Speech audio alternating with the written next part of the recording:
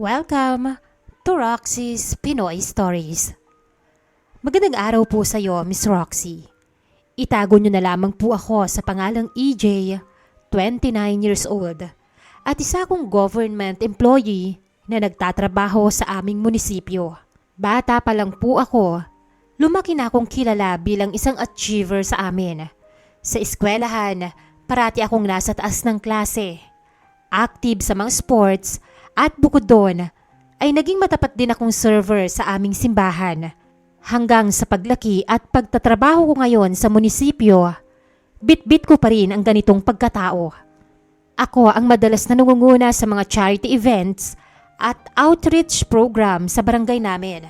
Dahil dito, napakaraming tao sa paligid ko, mula sa pamilya, kaibigan, hanggang sa mga kapitbahay namin, ay ang nagsasabi na sobrang hinahangaan at nirerespeto nila ako.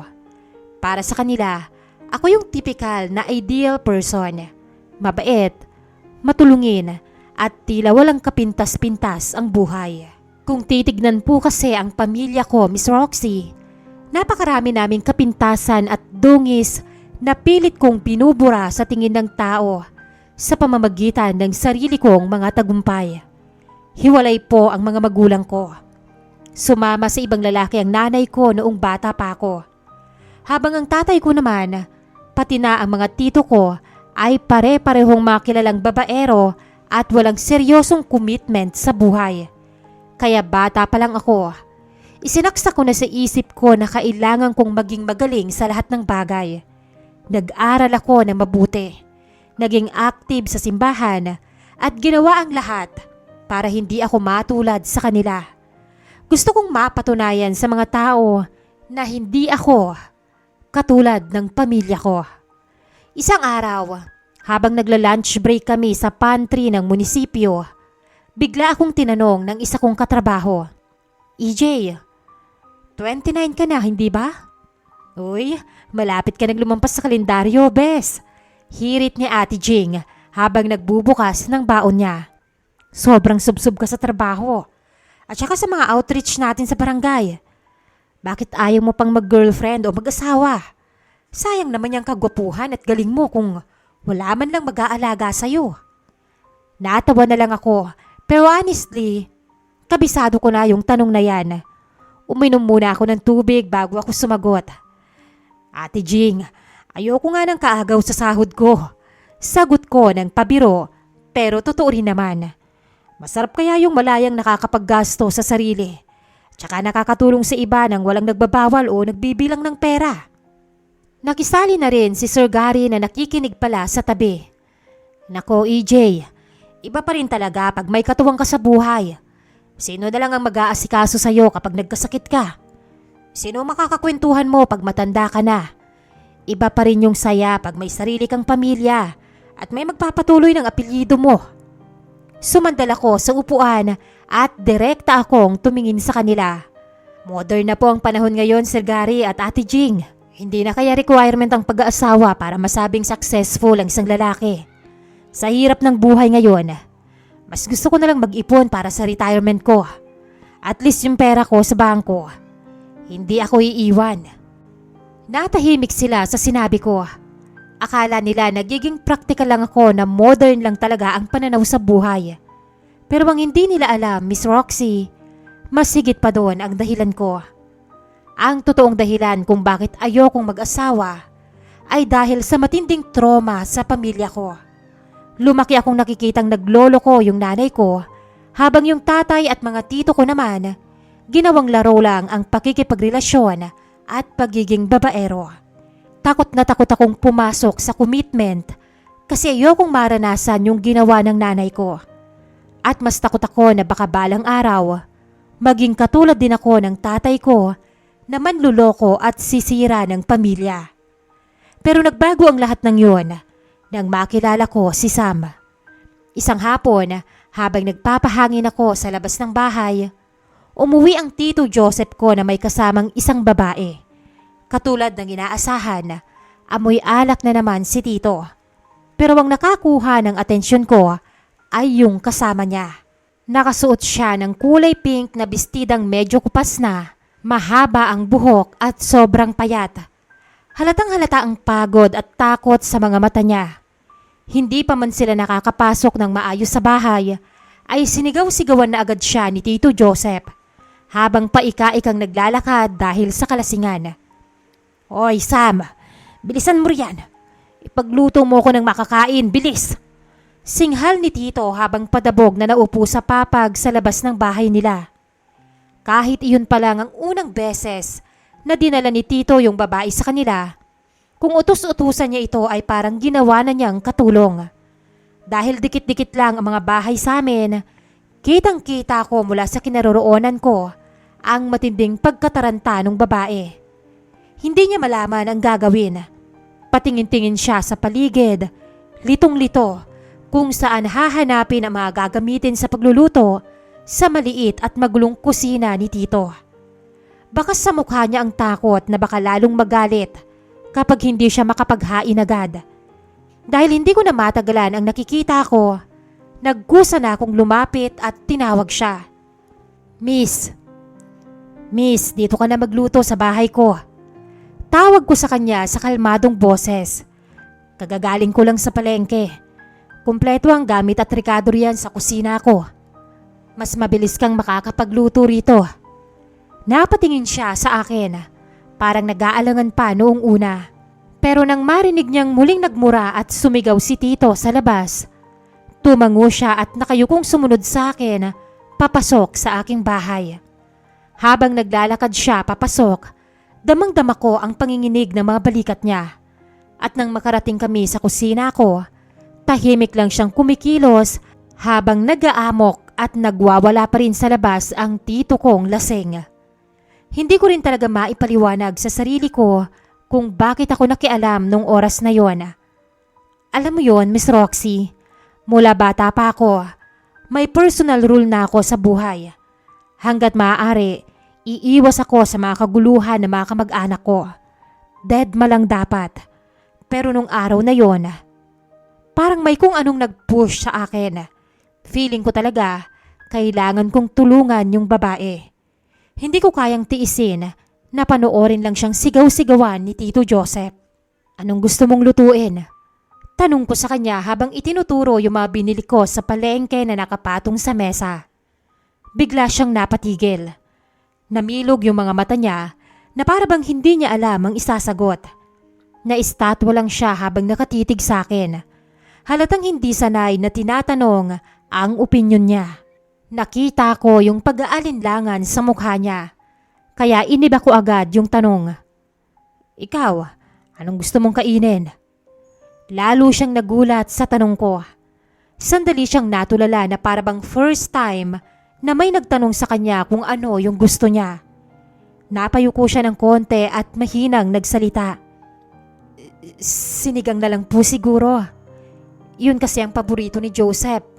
Kahit na para pa rin kay Tito yung iniisip niyang lutuin, hindi ko na lang yun pinuna. Itinuro ko na lang sa kanya kung saan yung mga kaldero at saka yung mga baboy at gulay na kabibili ko lang. Ayan, gamitin mo lang lahat ng kailangan mo riyan. Sabi ko sa kanya. Tumango siya at tahimik na nagsimulang maghiwa. Habang nag-aayos siya ng mga rikado, isinandal ko yung likod ko sa counter at pinagmasdan ko lang siyang magluto. Ang linis at ang ingat niyang kumilos. Pero ramdam mo pa rin yung bahagyang panginginig na mga kamay niya. Kailan pa kayo naging mag-boyfriend ni Tito Joseph, miss? Bakit ngayon ka lang niya dinala rito? Tanong ko sa kanya. Napatigil siya sa paghiwa at parang nahihiyang tumingin sa akin. Bago pa lang, at saka ngayon lang din niya ako naisipang iuwi rito sa inyo. Napakunot ang noo ko. Sa itsura kasi niya, sobrang pitit niyang babae.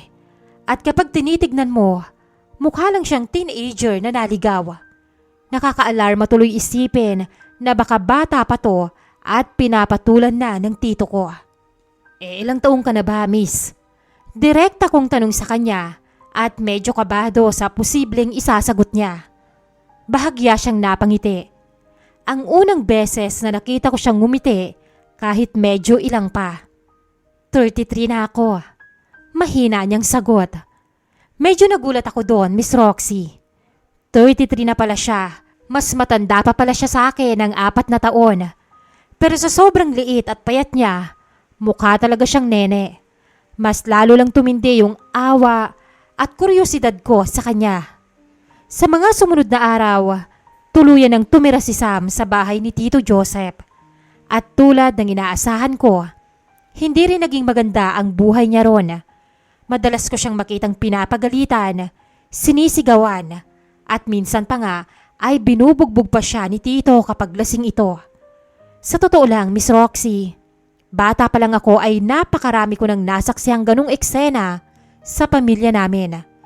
Mula sa tatay ko hanggang sa mga tito ko, paulit-ulit na lang ang nararanasan ng mga babae. Sigurado rin ako sa intensyon ni Tito Joseph. Inuwi niya lang si Sam kasi mas bata ito sa kanya at madaling pasunurin. At kapag nagsawa na yon, siguradong palalayasin lang din siya na parang isang basahan. Dapat sana ay sanay na ako. Dati naman kayang-kaya kong magkibit balikat na lang at magpanggap na wala akong nakikita o naririnig. Pero ewan ko ba kay Sam, sobrang nababagabag ang loob ko. Tuwing naririnig ko ang sigaw ni Tito at ang mahihinang hikbi ni Sam mula sa kabilang bahay, pakiramdam ko ay sinusuntok din ang dibdib ko sa matinding awa sa kanya. Hanggang sa isang araw, habang pauwi ako galing sa munisipyo, nagkatagpo kami ni Sam sa terminal ng tricycle. Doon ko nalaman na nagtatrabaho rin pala siya bilang tindera sa kantina na mismong nasa tapat lang ng munisipyo. Habang magkatabi kami sa loob ng tricycle, hindi ko maiwasang mapatingin sa kanya. Doon ko mas malapitan at malinaw na nakita ang mga pasa sa braso niya at ang maliit na sugat sa tabi ng labi niya. Sa sobrang inis at awa, hindi na talaga ako nakatiis. Tita Sam, sasabihin ko na sa iyo ang totoo. Panimula ko sa bababang boses para hindi marinig ng driver. Babaero ang Tito Joseph ko. Sanay na kaming ganyan yan. Kapag nagsawa na yan sa'yo, balang araw palalayasin ka rin yan na parang walang nangyari. Kaya kung ako sa'yo habang maaga pa, umalis ka na. Huwag mo nang hintayin na mas lumala pa yung ginagawa niya sa'yo. Hindi kumibo si Sam. Nakayuko lang siya habang maigpit na nakahawak sa strap ng luma niyang bag. Parang walang narinig pero ramdam ko yung kabog ng dibdib niya habang katabi ko siya. Nang makarating kami sa compound, ako na ang naunang bumaba ng tricycle. Nagbayad ako at diretsyong naglakad papasok sa bahay ko nang hindi siya nililingon. Sa totoo lang, Miss Roxy, ayoko na talagang makialam. Marami na akong sariling problema at pilit na iniiwasang gulo sa pamilyang to. Kaya sana lang talaga makinig na sa akin si Sam at umalis na siya bago pa maging huli ang lahat. Kinagabihan, habang nakahiga ako sa kwarto, narinig ko na naman yung away sa kabilang bahay. Unang pumutok yung mura at galit na boses ni Tito Joseph. Kasunod ay yung iyak na ni Sam. Itinakip ko agad yung unan sa tenga ko.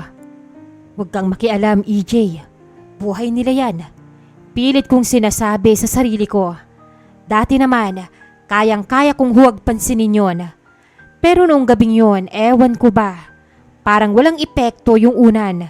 At lalong lumakas yung kabog ng dibdib ko nang marinig kong humihingi na ng tulong si Sam. Hindi na ako nakatiis. Mabilis akong bumangon at patakbo kong lumabas ng bahay. Paglabas ko, nagulat ako sa nakita ko. Nakadapa si Sam sa may papag. Hawak yung ulo niyang dumudugo at tumutulo na sa damit niya. Sa tapat niya ay nakatayo si Tito Joseph na lasing. Galit na galit at may hawak na bakal na tubo. Nagwawala yung gago dahil lang pinapatigil siya ni Sam sa pag-inom. Ang lakas ng loob mong pangaralan ako. Sino ka ba ha? Sigaw ni Tito Joseph habang itinataas yung bakal. Nangahampasin na naman niya yung nakadapa na si Sam. Hindi na ako nag-isip. Nakakita ako ng kahoy sa tabi ng bahod. Pinulot ko yon at mabilis akong lumapit. Inunahan ko na siya at inihampas ko yung kahoy sa ulo niya. Hindi naman yung sobrang lakas, pero sapat na para bitawan niya yung tubo at mawalan ng malay. Hingal na hingal ako habang nakatitig sa tito ko. Nanginginig yung buo kong katawan sa takot. Takot na baka nagiging katulad na rin ako ng pamilya kong nadadaan sa away. Pero nung narinig ko yung daing ni Tita Sam, binitawan ko agad yung kahoy at lumapit ako sa kanya. Sam, kaya mo ba? Okay ka lang? Natataranta kong tanong habang tinutulungan ko siyang bumangon. Nakatitig lang siya sa akin. Takot na takot yung mga mata niya. Dahan-dahan ko siyang inakay. Isinandal ko yung braso niya sa balikat ko at saka kami umalis doon. Dinala ko siya papasok sa bahay ko para ligtas muna siya habang tulog pa yung tito ko sa labas. Pagpasok namin sa bahay, pinaupo ko agad siya sa may kusina. Kumuha ako ng bulak, betadine at malinis na bimpo para gamutin yung sugat niya sa ulo at saka yung mga pasa sa braso niya. Habang dahan-dahan kong pinupunasan yung dugo, hindi ko na talaga napigilang magtanong. Bakit mo hinahayaan na ganunin ka lang ni Tito Joseph? Bakit ka nagtitiis sa ganyang buhay? Hindi agad siya nakasagot. Nakayuko lang siya habang nakatitig sa mga kamay niyang nanginginig pa rin. Ilang minutong tumahimik sa kusina bago siya dahan-dahang tumingala sa akin. Utal-utal at nanginginig yung boses niya nang magsalita siya. Sa totoo lang, bata pa lang ako hanggang sa magdalaga.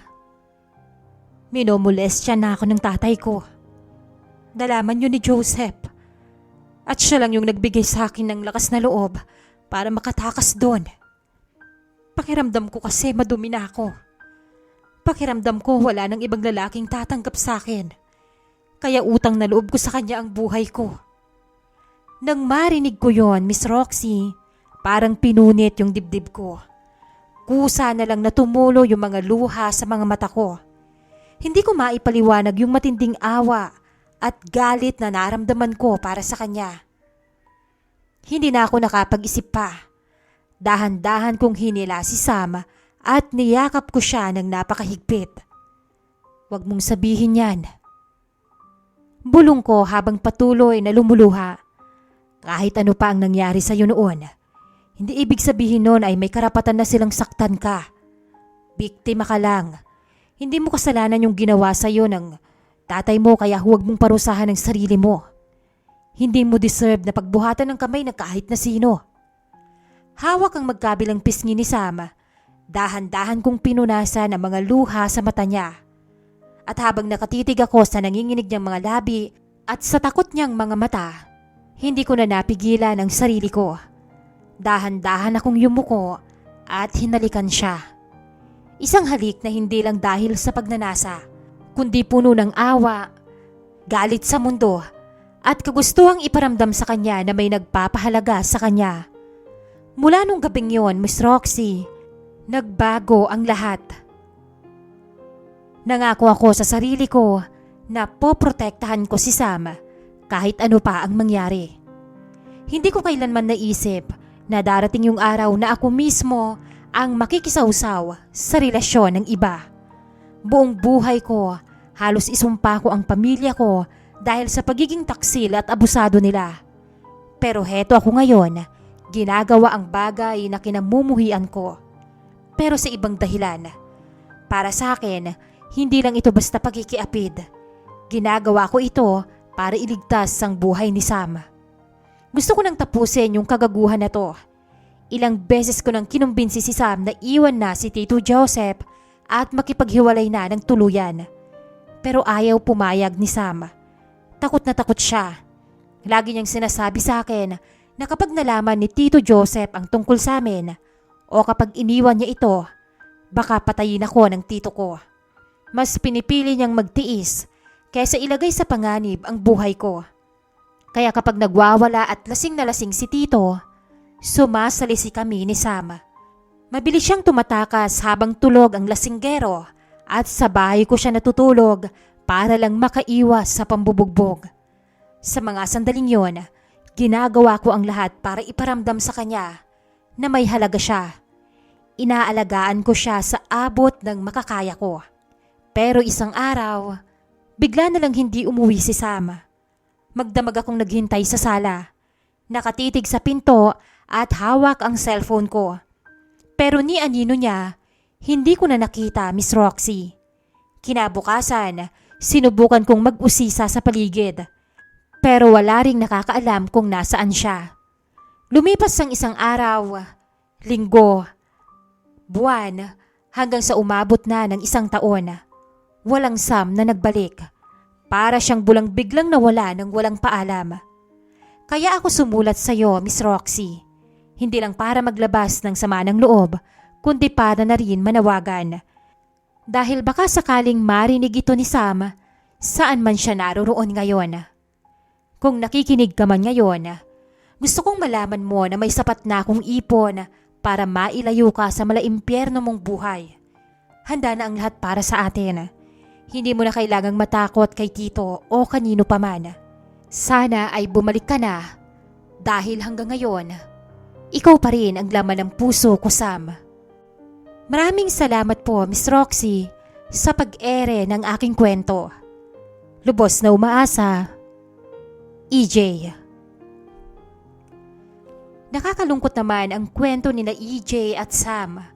Magsilbi sana itong paalala sa ating lahat na huwag hahayaang yurakan ng kahit na sino man ang ating dignidad bilang tao. At para kay Sam, kung nakikinig ka man ngayon, sana ay magawa mong makontak ulit si EJ dahil patuloy pa rin siyang naghihintay para sa'yo. At sa mga listeners natin, ano sa tingin nyo ang nangyari kay Sam? Comment down below at siguraduhin i-share ang video natin. Baka sakaling makarating po ito kay Sam. See you on our next confession.